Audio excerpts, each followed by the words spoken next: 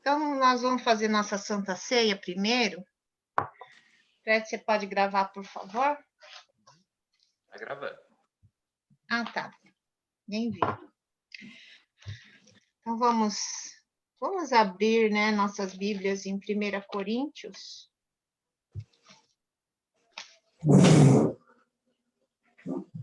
Bom dia, pessoal. Bom dia, bom dia. Bom dia. Bom dia, Ricardo. Nós vamos começar agora, tá? A Santa Ceia. Estava acompanhando aí que está tomando café.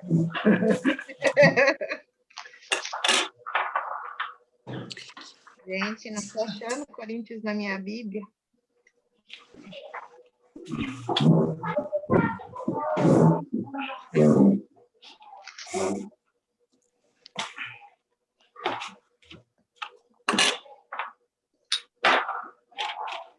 Então, do versículo 23. 1 Coríntios, qual? 11, 23 até 28.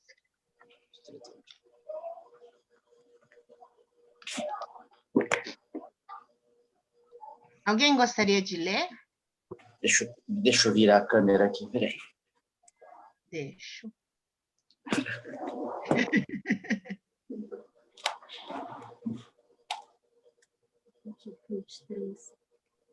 Onze. 23 a 28. 23 a 28. Então, eu vou ler. Pois recebi do Senhor o que também lhes entreguei, que o Senhor Jesus, na noite em que foi traído, tomou o pão, e tendo dado graças, partiu e disse, isso é o meu corpo, que é dado em favor de vocês. Façam isto em memória de mim. Da mesma forma, depois da ceia, ele tomou o cálice e disse, este cálice é a nova aliança do meu sangue. Façam isso sempre que beberem em memória de mim, porque sempre que comerem deste pão e beberem deste cálice, vocês anunciam a morte do Senhor até que ele venha.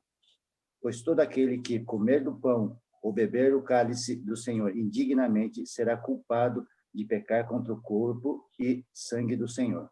Examine-se cada um a si mesmo e então coma do pão e beba do cálice.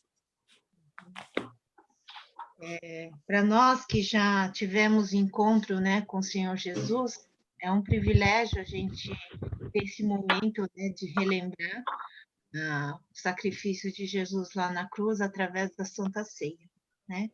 Então, o pão representando o corpo de Cristo e o suco de uva representando o sangue de Cristo, né? Vamos em primeiro estar nos preparando, né? Que fala para a gente não tomar indignamente, porque senão nós vamos estar sendo réu deste corpo, né?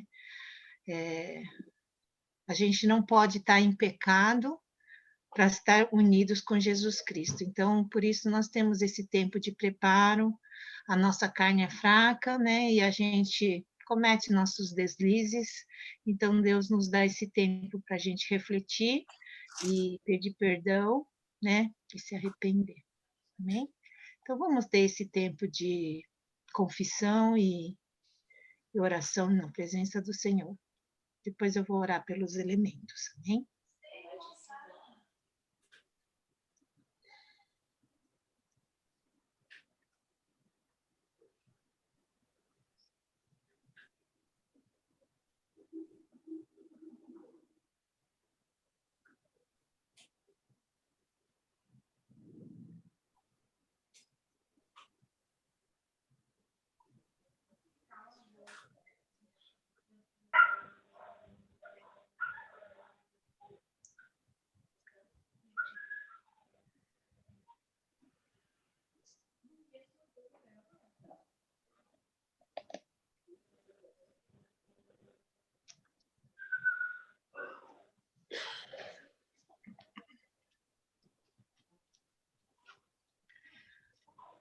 Senhor nosso Deus, nós te agradecemos por tua obra nas nossas vidas.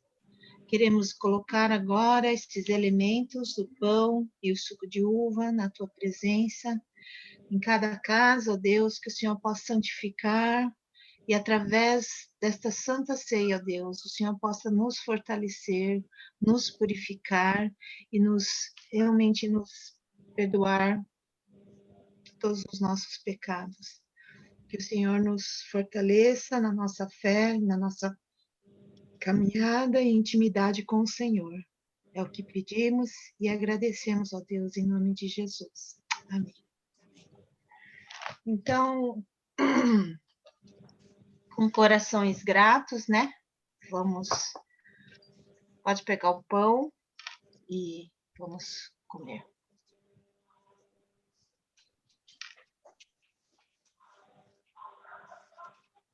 Não esquece de tirar a máscara, hein?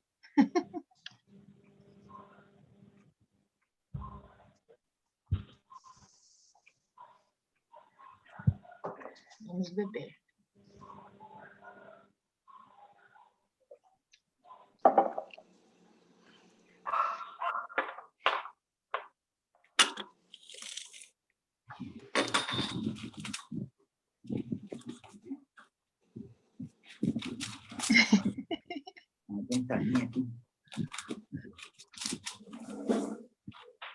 Elisa, pode fazer uma oração de agradecimento, por favor? Senhor Jesus, assim na tua presença te agradecemos, Senhor, por essa Santa Ceia, ó Pai. Obrigada, ó Pai, porque temos a oportunidade sempre, ó Pai, de reconhecer, analisar e te pedir perdão, Pai querido. Muito obrigada pelo teu amor a cada um de nós. E obrigada por esta Santa Ceia, em nome de Jesus. Amém. Amém. Amém. Hoje, eu não vou falar naquela sequência de mensagens que eu estava fazendo, por causa do Dia das Crianças. Então, eu preparei uma mensagem, não é voltado para as crianças, mas como Jesus lidou com as crianças, tá? Então, eu vou compartilhar o PowerPoint.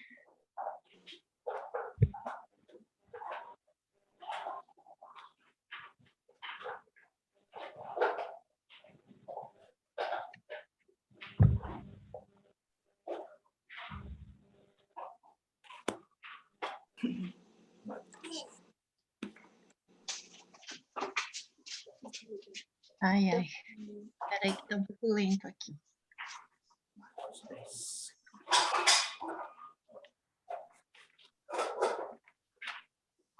Ai, por que tá lento?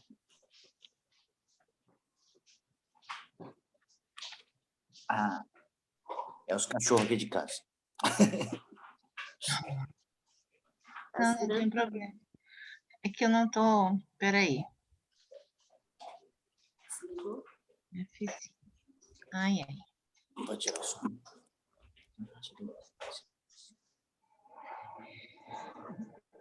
A passagem, então, dessa manhã é Marcos, capítulo 10, versículos 13 a 16.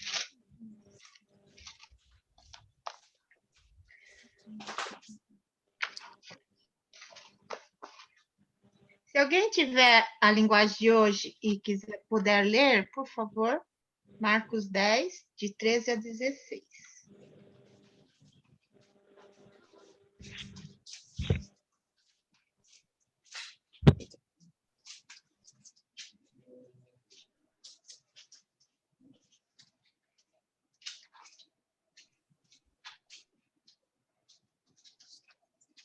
Então, eu vou pedir... Vini, você pode ler? Peraí que eu vou mudar.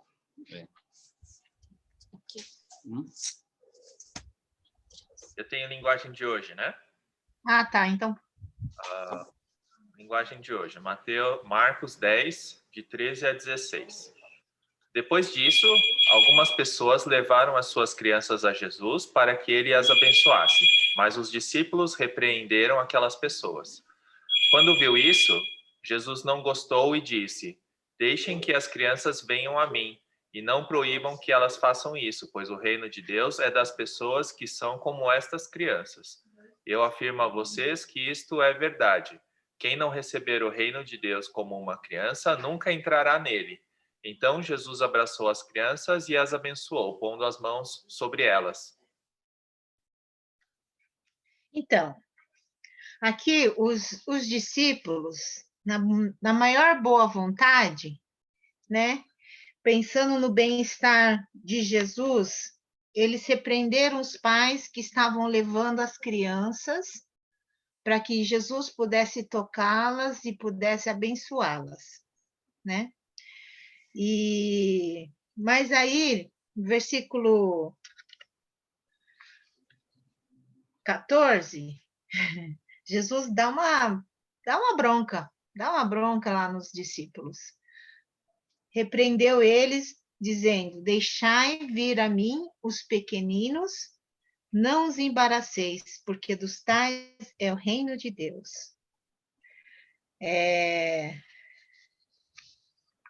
Então, aí, né, depois os pais puderam levar seus filhos para que Jesus pudesse abençoá-los, tá? Quando a gente olha assim, a gente até pensa, nossa, que discípulos, né? Por que eles fazem isso? Coitadinha das crianças. Mas é porque eu vou falar sobre isso um pouquinho mais depois, tá? Antes, tem uma estatística, tá? Nem sei aonde que eles fizeram isso, peguei isso da internet, então não tenho dizer aonde que está comprovado, tá? Mas vamos dizer assim que é a maioria. Estatística de idade média em que a maioria se converte a Cristo, tá? Então, antes dos 5 anos, 1% dos 100%, os 1% crianças abaixo de 5 anos se convertem. Então, não é uma porcentagem muito alta, né? Dos 5 aos 15 anos, 85% das pessoas se converte nessa faixa etária.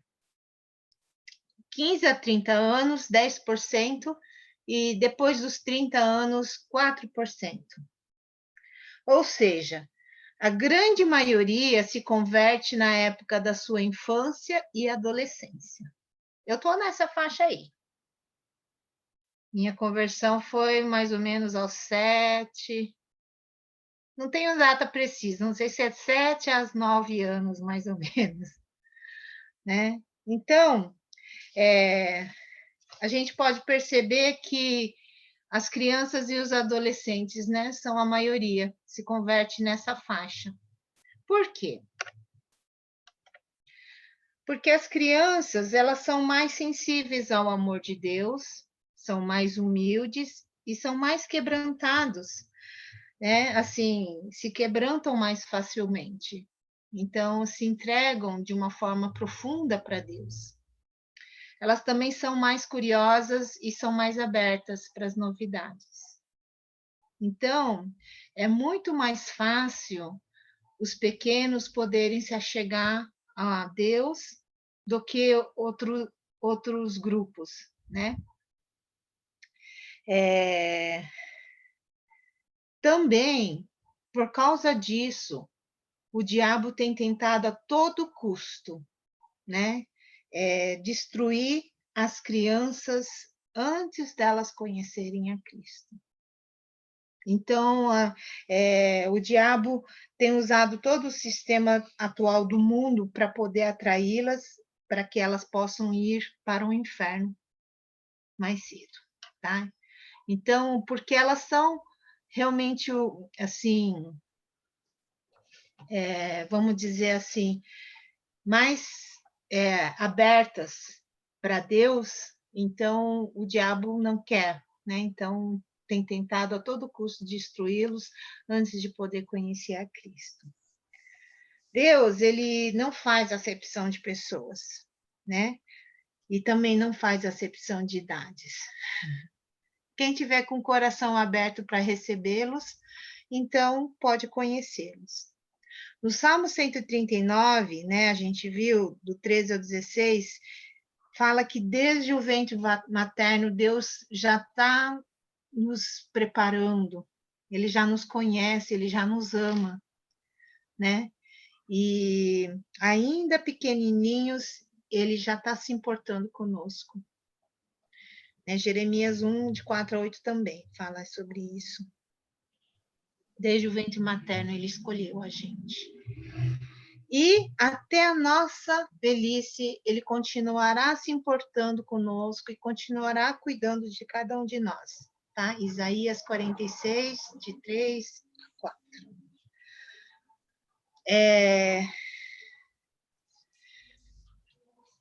Talvez alguns pensam assim, a Bíblia fala lá que os pais estavam levando as crianças, mas, na verdade, quem estava levando as crianças,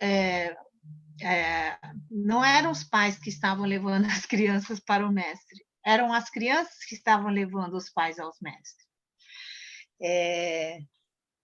Os pais queriam que as crianças fossem abençoadas pelo mestre.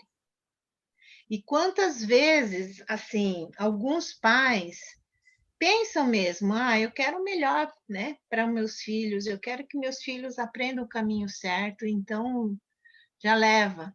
E muitos pais acabaram se convertendo através dos seus filhos. Né? Então,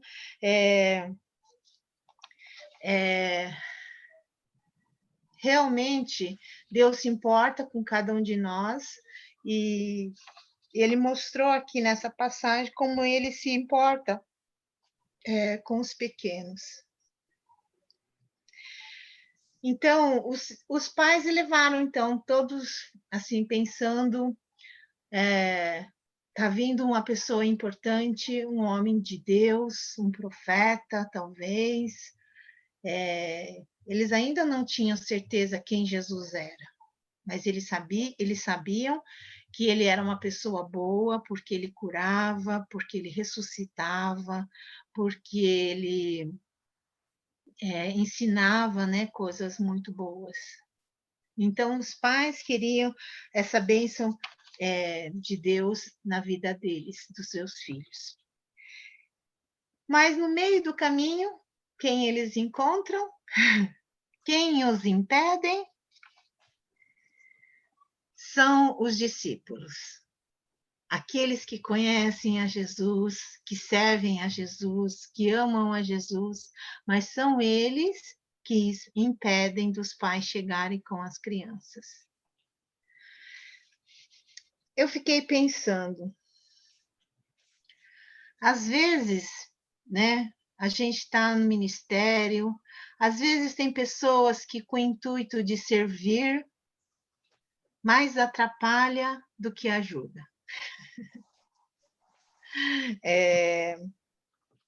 Mas eu penso que é uma coisa muito séria aqui. Porque, deixa eu ver se eu fiz nessa sequência.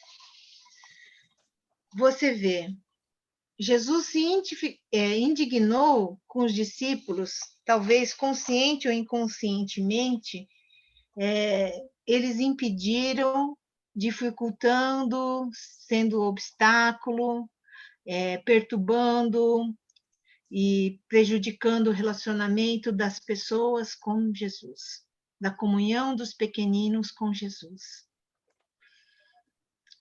Porque em em Marcos 10, 16, Jesus, ele quer abraçar, ele quer tocar, ele quer fazer presente na vida das crianças.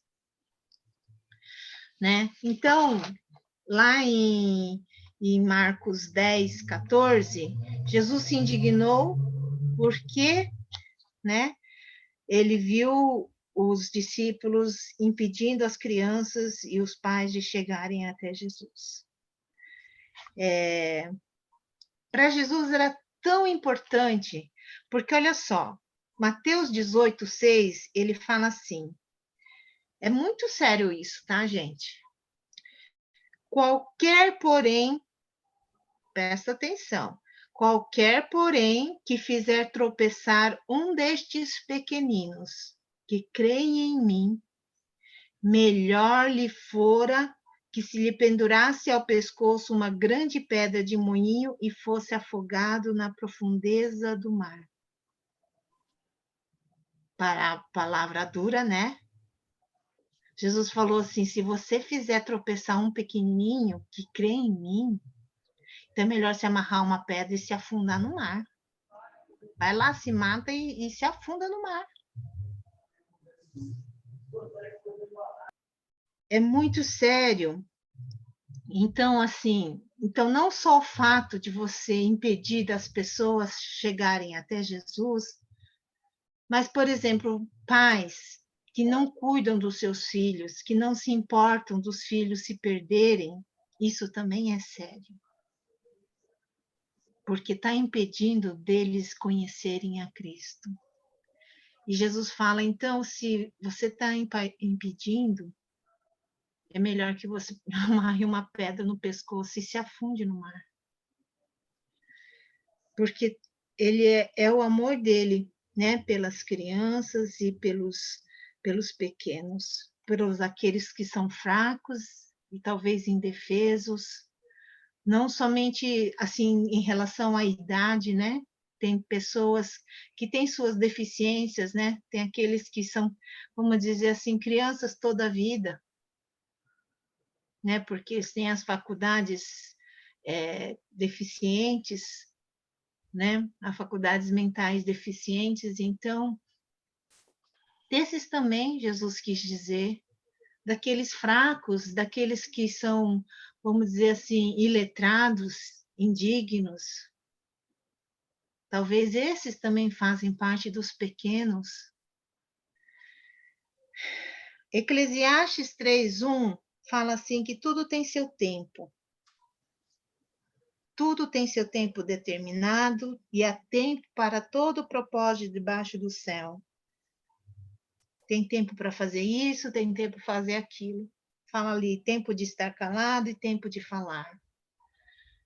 Talvez tempo de brincar e tempo de deixar de brincar.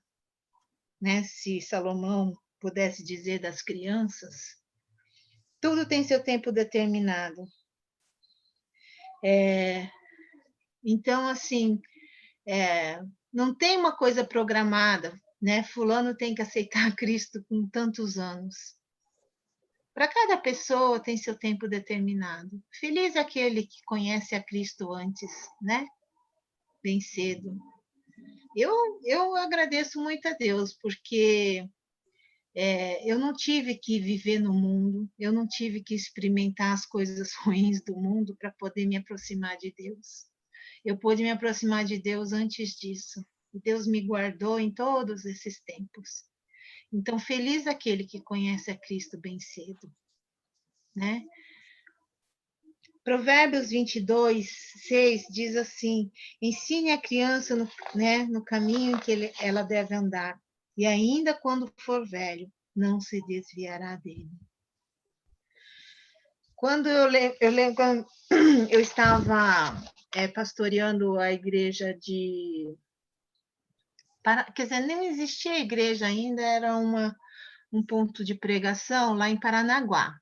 Para quem não conhece, Paranaguá é uma cidade portuária ali perto de Curitiba, tá? Lá no Paraná.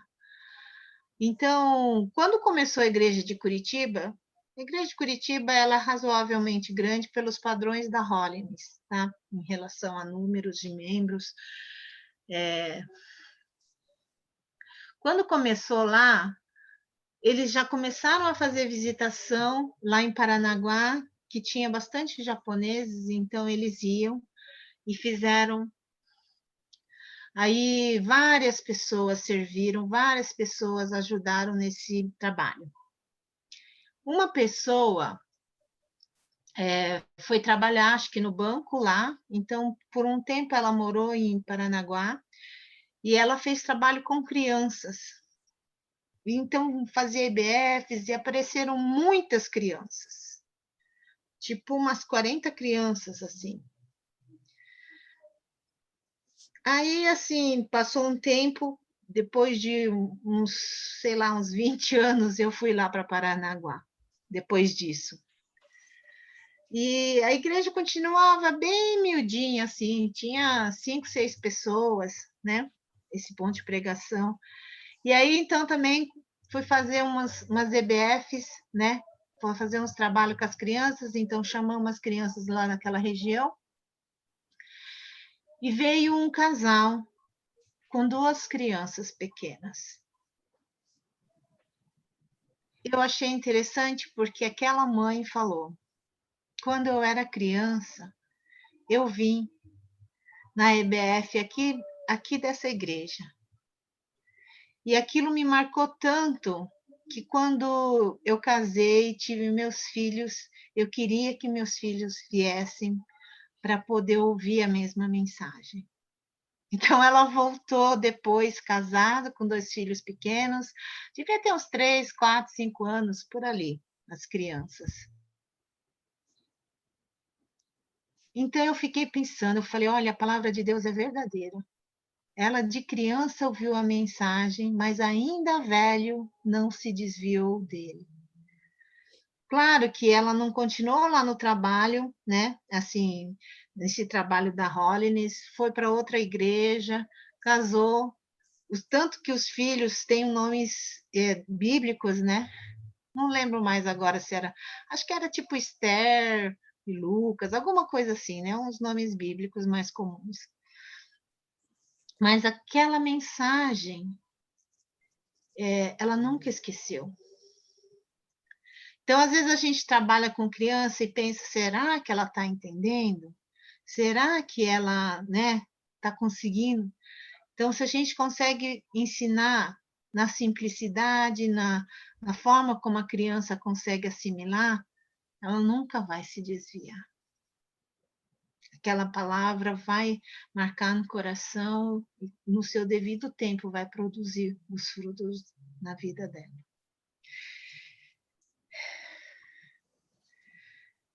Jesus fala assim, Mateus 18:3.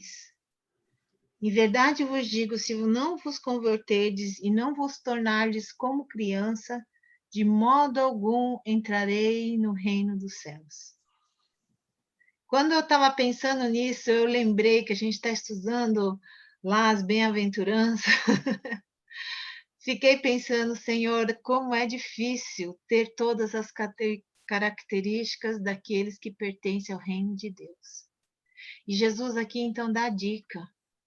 Se você não for como uma criança, você não vai entrar no reino dos céus. Não é criancice, tá, gente? É ser uma criança, ser pura, ser sincera, ser verdadeira, ser humilde, né? Ser inocente, ser puro. É dessa forma que você vai entrar no reino dos céus. É com essas características de criança, né? Que tem pureza, que tem graça, que tem espontaneidade, que tem veracidade, né? Ser verdadeiro, simples. É desse jeito que faz parte do reino de Deus. Naquela época, por que os discípulos não quiseram deixar as crianças se aproximarem de Jesus? Porque eles estavam tão preocupados de querer saber quem era maior no reino de Deus. Olha só no que os discípulos estavam preocupados. Eles estavam até brigando entre eles para saber se um era melhor do que o outro. Isso é do ser humano, né? Mas Jesus falou ali, aquele que se humilhar como essa criança, aquele que se humilhar, lembra lá os humildes de espírito? Aquele que se humilhar como essa criança será maior no reino de Deus. É esse que vai ser maior no reino de Deus. É diferente do conceito do mundo, né? O mundo acha que para ser maior tem que pisar em todo mundo, tem que ser poderoso, tem que ter dinheiro, tem que ter status, tem que ter fama. Isso que o mundo fala. Mas Jesus falou, aquele que for humilhado, aquele que tem o coração quebrantado, aquele que for como uma criança, com pureza, com alegria, com singeleza, esse é o maior no reino dos céus. Jesus ainda fala assim: quem recebeu uma criança, tal como esta, no meu nome, a mim me recebe. Você já tinha pensado nisso? Às vezes a gente acha que as crianças são tão pequenas, são tão simples, mas a gente nem pensa que a gente pode ser ministrado por uma criança. Jesus falou: se a gente receber a criança, recebe a Jesus. Né? Então, a forma também como às vezes a gente trata as crianças, menosprezando-as, faz com que a gente perca a bênção de experimentar a presença de Jesus através das crianças. Versículo 16 de Marcos fala assim: tomando-as nos braços, impondo-lhe as mãos, os abençoava. Esse é o desejo maior de Cristo, abençoar as crianças. Quando Jesus perguntou para Pedro, logo depois que ele caiu: Pedro, tu me amas? Pedro respondeu: Senhor, tu sabes que te amo. Então, apacenta os meus cordeiros. É interessante, né, como Jesus usa essa frase. Os cordeiros eram os filhotes das ovelhas. Jesus não falou: apacenta as minhas ovelhas. Apacenta só os grandões, apacenta só os importantes, apacenta só aqueles que vão produzir bem, que têm força. Não, Jesus falou: apacenta os meus cordeiros, os pequeninos, os filhotinhos.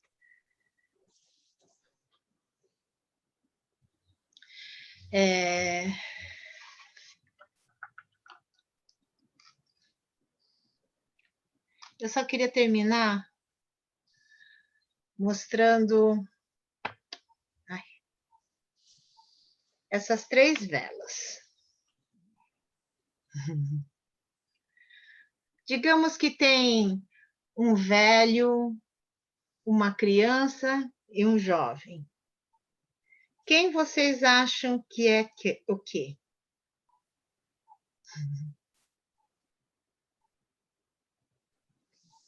Alguém se arrisca?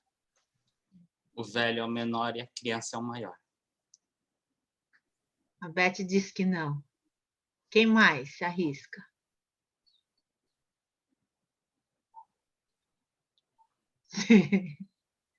O Vini está certinho. Porque o fogo derreteu o mais velho, ele ficou menor. Uhum, muito bem. A gente sempre pensa que a criança é esse piquitico, né? Essa é a lógica nossa. Mas, se você ganha uma criança para Cristo, ela tem a vida inteira para ser a luz. Se você ganha um velhinho, tem o restinho da vida para ser para Jesus. Você ganha um jovem, tem meia vida, vamos dizer assim. Então, essa ilustração é para ver quanto de importância que Jesus deu para as crianças. Quando a gente evangeliza e trabalha com uma criança, a gente tem uma vida inteira para Jesus. Não quer dizer que as outras não são importantes. Muito pelo contrário, porque só tem um restinho de vida, a gente tem que alcançar logo esses daqui antes que morre, né? Mas todo mundo é importante para Cristo. Mas quando a gente consegue fortalecer uma criança, pensa o quanto que ela vai poder trabalhar e servir a Cristo. Quanto ela vai poder testemunhar do amor de Cristo. A vida inteira. Que bênção, né? Então, que Deus não nos deixe ser como aqueles discípulos. Porque, olha, gente, quando eu fiquei pensando nisso, como tem gente que, sem querer, né, afasta as pessoas de Jesus. Às vezes pela nossa atitude, às vezes por alguma coisa que a gente falou. Ai, Senhor, nos perdoe, né? Mas que a gente não seja pedra de tropeço para ninguém.